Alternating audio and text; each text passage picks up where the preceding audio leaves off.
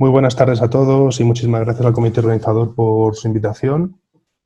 Es un lujo poder estar esta tarde con todos vosotros hablando sobre la endocarditis infecciosa en hospital. Os pido perdón por anticipado, puesto que estoy no hospitalizado, pero sí en mi domicilio con COVID y esto afecta un poco a mi lucidez y a mi voz. Así que perdonadme si esto se nota a lo largo de la presentación. Estos son mis conflictos de interés y este es el índice de lo que voy a seguir. Básicamente, me gustaría terminar insistiendo en por qué no hemos sido capaces de desarrollar nuevos criterios de indicación de la TAC en la endocarditis que se hayan podido recomendar de forma generalizada, no solo en los centros de excelencia o los centros de referencia, sino a cualquiera que quiera tratar la endocarditis a domicilio. Y antes pasaré por una serie de conceptos y de líneas emergentes en el ámbito que espero que sean de vuestro interés, pero no entraré mucho en detalle, puesto que creo que el núcleo de la cuestión, y después podemos discutir evidentemente lo que os interese, está en por qué hemos fracasado en este avance de los criterios. Y digo por qué hemos fracasado, puesto que los grupos españoles, en concreto los que nos organizamos en torno a la Sociedad Española de Infecciones Cardiovasculares y la GAMES, hemos jugado un papel muy importante, casi en todos los ámbitos de los que voy a hablar, pero en concreto en intentar cambiar estos criterios. Y todavía no ha sido posible. Estos son los criterios que propuso, me voy a quitar de en medio, perdonad, que propuso Andrews en 2001, hace más de 20 años, y que se publicaron como los criterios recomendados por la ITSA, por la Sociedad Estadounidense de Infecciones, y que siguen estando vigentes, son los que siguen recomendando las guías estadounidenses y las europeas. Fundamentalmente lo que decían es que en la fase, lo que llaman crítica, es decir, las 2 primeras semanas de haber diagnosticado endocarditis, el paciente no se puede ir a domicilio, con excepción de las endocarditis estreptocócicas muy leves que no tengan ningún tipo de complicación. Esto sería el primer concepto. El segundo concepto es que a partir de la segunda semana vayan a recibir 4 o 6 semanas de tratamiento por las características que sean. Estos pacientes no se pueden ir a su casa en caso de que tengan algún tipo de complicación, la más mínima, e incluían cosas como que sea una endocarditis aguda, hay que definir lo que significa eso, que tengan afectación aórtica, cualquier endocarditis protésica, cualquier endocarditis producida por aureus o con otros microorganismos virulentos, le llaman en ese momento, como pueden ser neumococo, agalactie, hongos, etc. Bueno, pensad que ha habido un gran cambio en la epidemiología de endocarditis, más allá de que la endocarditis estreptocócica nativa sigue siendo la más frecuente, a pesar de que hay un sesgo de publicación y nosotros vemos siempre como cosas mucho más complejas en hospitales occidentales de referencia. A nivel global, esto sería útil, desde luego, todavía. Pero ¿qué pasa en aquellos centros en los que cada vez hay más enterococos, cada vez hay más estafilococos, cada vez hay más prótesis, más marcapasos, etcétera, donde ya tenemos una cierta experiencia y donde la práctica clínica no está para nada regida con este tipo de criterios? ¿Qué se puede hacer? ¿O qué se puede hacer con pacientes que utilizan drogas por vía parenteral? ¿Qué se puede hacer con pacientes que están en fase paliativa? ¿Hay que indicar también la OPA? ¿Se puede o no? Ese tipo de preguntas no han sido respondidas de momento y no se han diseñado estudios para responderla en la mayoría de casos. De hecho, en estas guías de la ITSA, que no se dedican solo a la endocarditis, sino en general a OPA, publicadas hace 3 años y medio aproximadamente, se abordan aspectos muy interesantes como la autoadministración de fármacos, cambios que ha habido con respecto a las anteriores guías, o si los pacientes con uso de drogas por vía parenteral pueden ir o no a la OPA, si los pacientes pueden empezar un nuevo fármaco de entrada ya antibiótico en la OPA, hay que probarlo siempre antes del hospital, etcétera. No dicen nada de la endocarditis. Y si miramos a la progresión de las publicaciones relacionadas con esto evidentemente es un proxy bastante endeble, pero para que lo veáis como un ejemplo, si miramos 2 conceptos muy amplios como son outpatient y endocarditis, hay 342 estudios, pero ya podéis ver por el primer estudio que la mayoría de ellos no tienen nada que ver con el tema. Cuando lo centramos un poco más en OPA y endocarditis, hay solo 58, la gran mayoría de los cuales son comentarios o son series cortísimas o no se han centrado en aspectos que después se puedan traducir en cambios en la práctica clínica habitual. Vale la pena resaltar que un poco más de una quinta parte de los estudios en general han sido llevados a cabo por investigadores españoles Y esto, cuando empezamos a interesarnos en este tema a finales del 2014 para hacer los primeros estudios relacionados con la Cohorte Games, que fueron primero enviados a congresos y después se convirtieron en diferentes artículos, ya veíamos que las cohortes españolas empezaban a ser las más importantes a finales de la década pasada, a pesar de que empezaron como estudios que básicamente se llevaron a cabo en América, y digo América en el sentido amplio porque Argentina tuvo un papel muy importante al principio, concretamente el profesor Stambulian. Hoy en día, de las cohortes clínicas que aportan una información más o menos relevante, pues mirad, más de una tercera parte de los estudios son españoles.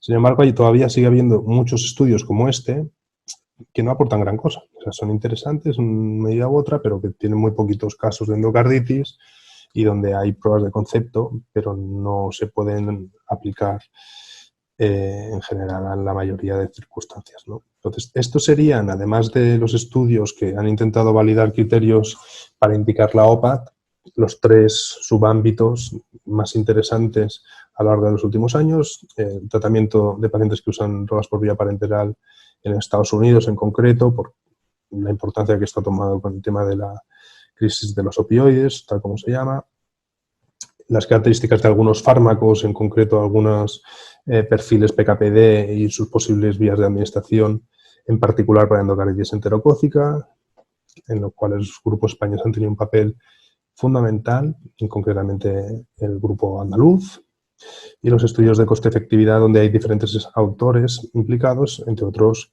pues, autores españoles. Ahora mencioné algunos. Sin embargo, todavía no hemos sido capaces de introducir criterios más laxos en las guías internacionales y faltan estudios en los que se comparen y combinen estrategias orales y de endovenosas en a domicilio.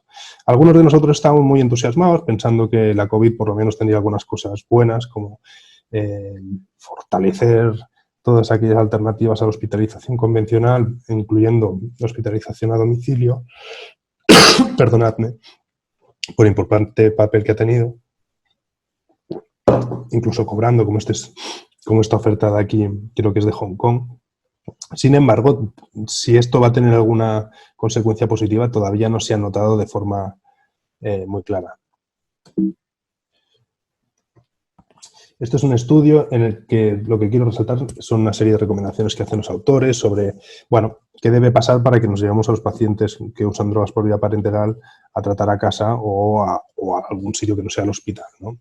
Pues en todo caso tiene que tener una vivienda, bien sea un albergue o algo equivalente, estable y seguro, donde no haya gente que viva con ellos que estén inyectándose drogas o usando drogas de diferente tipo, lo cual no es tan fácil, evidentemente.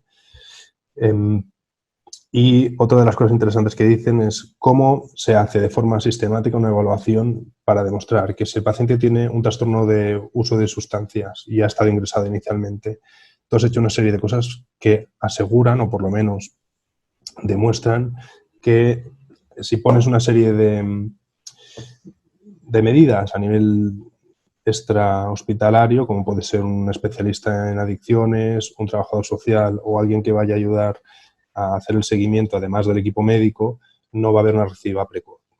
Esto yo creo que en general lo tenemos bastante mal organizado en todas partes. En Estados Unidos hay pequeños equipos un poquito más punteros que lo intentan, pero son minoría. Esto quizás sí lo podemos comentar al final. Hay estudios de coste-efectividad que demuestran que, mirad aquí, que la OPAT puede producir un ahorro de los recursos, especialmente cuando está por debajo de un determinado umbral de complejidad cada una de las endocarditis. Es decir, un paciente que ha recibido múltiples veces y pasa a hacer una endocarditis izquierda, además de la derecha, que requiera, por ejemplo, un recambio valvular, la OPAT evidentemente ya sale del escenario de la coste-efectividad. Sin embargo, lo que dicen, como decía antes, muchos de los estudios es que, bueno, sí, esto es posible, pero que solo un 12%, por ejemplo, en este estudio de pacientes con endocarditis que usan drogas por vía parenteral van a la OPAT. Y también van saliendo estudios como este, en el que se comparan tratamientos de lo que suele ser endocarditis derecha por aureus, pues con fármacos quizá más sencillos de administrar, que no se utilizan tanto en Estados Unidos como es la ceftriaxona, al menos para el tratamiento de las infecciones del torrente sanguíneo por Staphylococcus aureus. Y aquí lo que nos dicen fundamentalmente es que la endocarditis no fue un factor de riesgo para el fracaso del tratamiento y que los endpoints no difirieron entre los que fueron tratados con oxacilina o cefazolina. Nosotros aquí utilizaremos más cloxa, evidentemente, versus la ceftriaxona. Y bien, como comentaba, la endocarditis enterocócica ha sido uno de los que más terrenos se están abriendo en la OPAT últimamente. El equipo de Laura, de Aristides, de Eddie, de Rafa han tenido un papel importantísimo en esta línea de investigación. Esta revisión, además de entrar en unos detalles muy apetitosos que os recomiendo, bueno, lo que nos dice es muchas de las medidas todavía no tienen suficiente evidencia para ser recomendadas de forma sistemática. Y ellos lo que han hecho, entre otras cosas, es estudios tan elegantes como este, en el que miraron a la estabilidad de ampicilina y ceftriaxona en función de la temperatura, y donde vieron que ampicilina sola o cuando se combina con ceftriaxona en su preparado es estable a los 25 y 30 grados, pero pierde esta estabilidad a los 37. ¿no? Con lo cual, el mensaje sería, en la mayoría de entornos esto supone una ventaja para ser tratados en la OPAT, no sé en Sevilla en verano, pero quizá lo podemos comentar después también. Y después el uso de ampiceftril en una única dosis más alta, si es segura y se puede administrar, basándose ya también en datos preliminares de PKPD. Este es el diseño del estudio de la prueba de concepto con 12 voluntarios. Aquí se ven las curvas con la dosis habitual recomendada de 2 gramos cada 12 y aquí con una dosis más alta de 4 gramos cada 24 horas, donde fundamentalmente lo que se puede decir es que no hay diferencias importantes. Me parece seguro utilizar también esta dosis. En la primera cohorte publicada por el mismo equipo de 59 casos en los que se utiliza la dosis habitual versus la dosis única y lo que aquí le llaman joint, fueron una minoría de los casos. Evidentemente todo esto está limitado por el tamaño muestral. Lo que vieron, para empezar, es que los pacientes que se trataron con una única dosis tenían mayores tasas de forma significativa de enfermedad colorectal, y esto no es baladí porque cuando miramos aquí abajo las recidivas fueron más altas en este grupo. Además, estos pacientes del grupo más pequeño tenían menores tasas de indicación de cirugía y más endocarditis protésica precoz, lo cual puede no tener ninguna implicación directa, pero para reseñar que no eran todos los casos iguales, ¿no? El grupo de una única dosis también presentó mayor tasa de reingresos, a pesar de que esto no alcanzó la significación estadística por una falta de potencia, y lo mismo pasa con la muerte y este grupo de aquí. Bien, de los pacientes que recidivaron, fijaos, en los de la única dosis, que fueron todos menos uno, que es lo que le llaman el joint aquí, todos los pacientes tenían algún tipo de complicación que a priori predispone a la recidiva o a malos resultados, y de hecho cabría plantearse si estos son pacientes que tenían que haber ido a la OPAT, por lo menos seguro que según las guías de la ITSA no deberían haber ido. Son enterococos, tienen endocarditis protésica, algunas precoces, con marcapasos, etc. Para mí no son criterios de exclusión, pero para la ITSA sí. Y sin embargo había uno que no y que llegó a tener incluso 2 recidivas, como vemos aquí.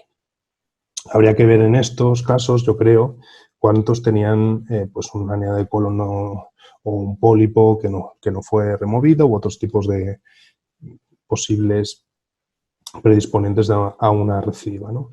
Y déjame decir que en el resumen ejecutivo de lo que la Sociedad Española propone para el manejo en la OPAT de las infecciones, cuando hablan de la endocarditis, aquí también han tenido un papel muy importante el grupo de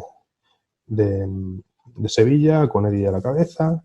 Bueno, pues la verdad es que cuando lo miramos se parece bastante a lo que recomienda la ITSA todavía, y eso que sigue teniendo muy baja calidad de las recomendaciones o muy poca evidencia.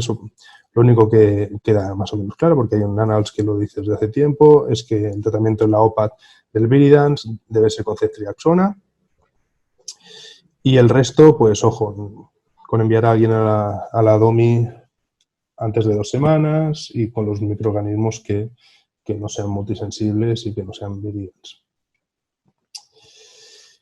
Este estudio levanta una liebre un poco rara en Estados Unidos porque lo que interesaba era ver si se podía tratar la endocarditis enterocócica con doble terapia que no sean ampiceftriaxona, primero por el uso menos frecuente de este tipo de terapia en concreto en Estados Unidos, y después porque en Estados Unidos sí que se han creído mucho lo de la sinergia de los beta-lactámicos con los beta-lactámicos con los aminoglicósidos en general, pero la doble sinergia para neutralizar la PBP1 y PBP5 en base a los estudios in vitro en el modelo de conejo y después en las cohortes que se han publicado sobre todo en Europa, en concreto aquí, no se lo acaban de creer y dicen, bueno, tenemos que ser capaces de tratar todavía a diferentes enterococos que sean ampicilin sensibles con fármacos. Entonces lo que miraron aquí es cuántos de los que son ampicilin sensibles son penicilin resistentes, ninguno, y de los que son ampicilin resistentes, cuántos son penicilin sensibles.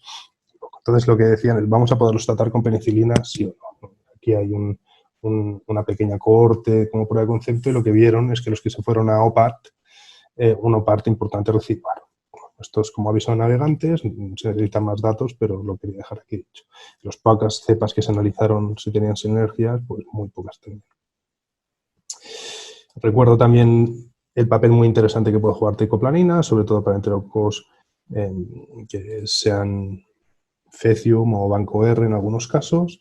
Ellos trataron 22 con teico, de los cuales 12 fueron a la OPAT con bastantes buenos resultados.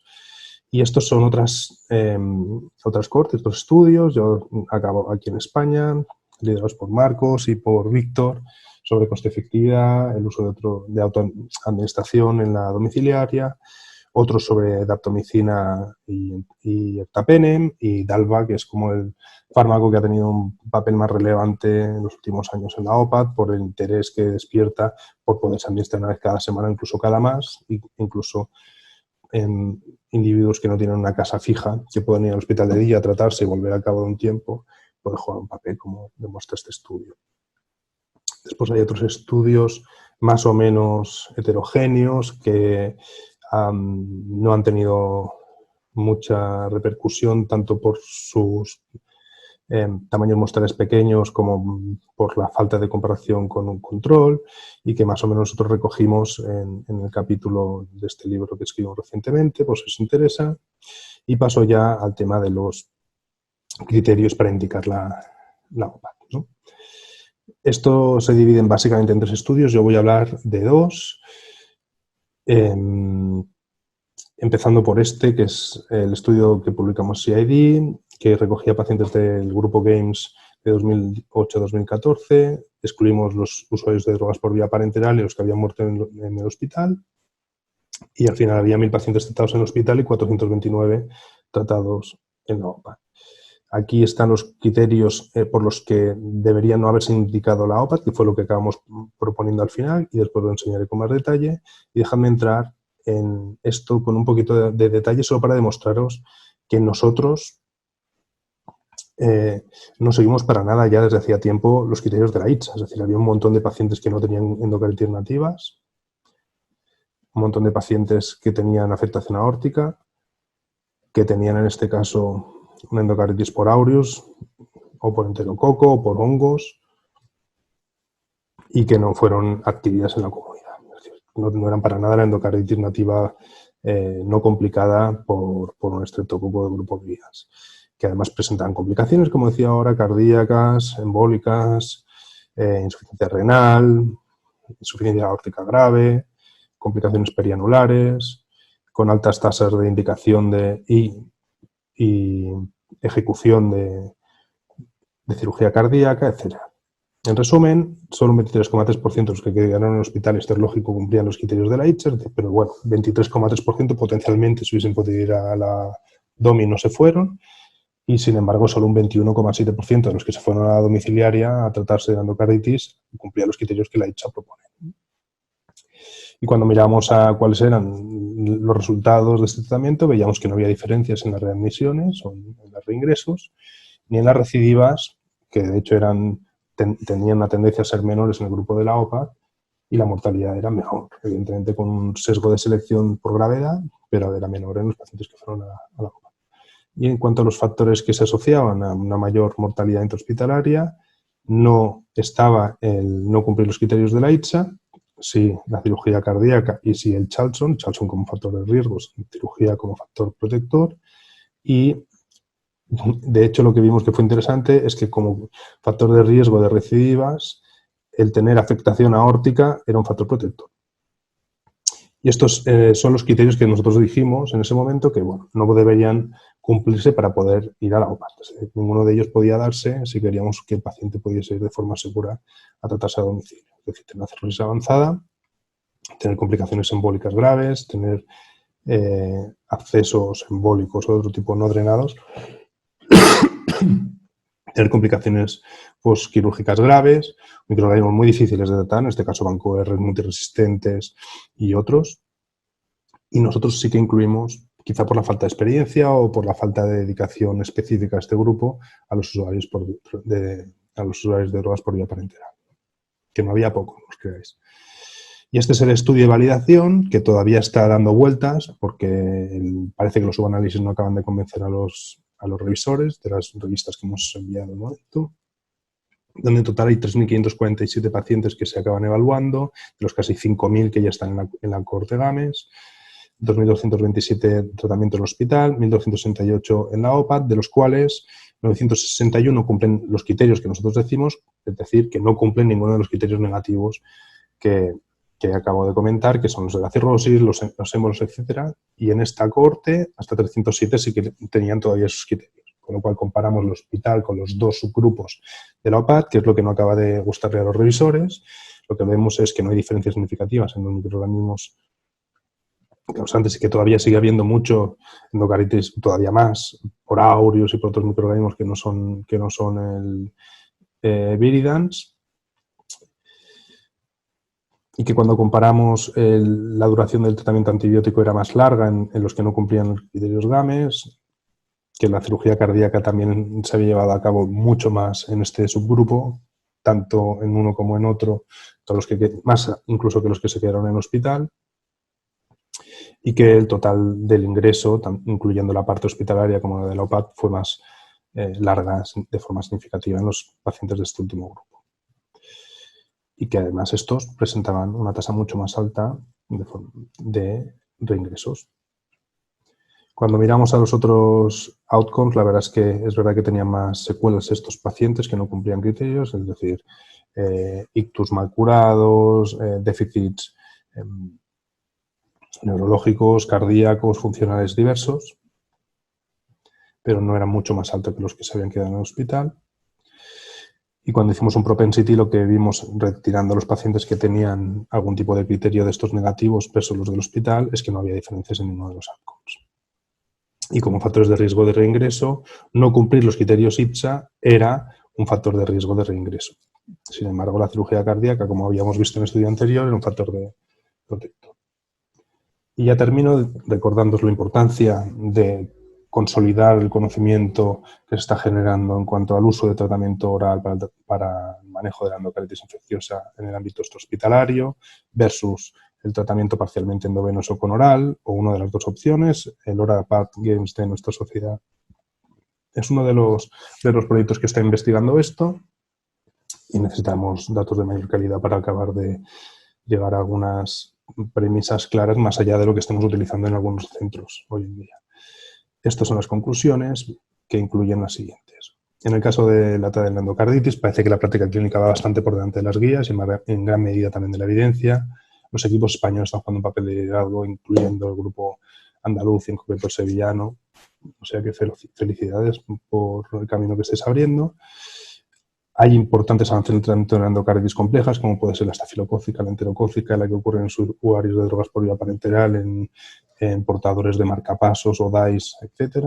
Los criterios para indicar la TAD en endocarditis deben acabar de consolidarse, pero probablemente puedan ser todavía más flexibles de lo que están siendo hoy en día. Los antibióticos que permiten dosificaciones más espaciadas sin necesidad de un acceso vascular permanente son promisorias o prometedoras. Sí parecen eficaces y seguras, pero necesitamos más datos. Y la combinación de TADE con tratamiento oral de consolidación ya se usa en el día a día, pero hace falta recabar más evidencia. Eso es todo por mi parte. Vuelvo a agradecer al comité organizador su amable invitación y estaré encantado de contestar preguntas o recibir comentarios. Muchas gracias. Hasta luego.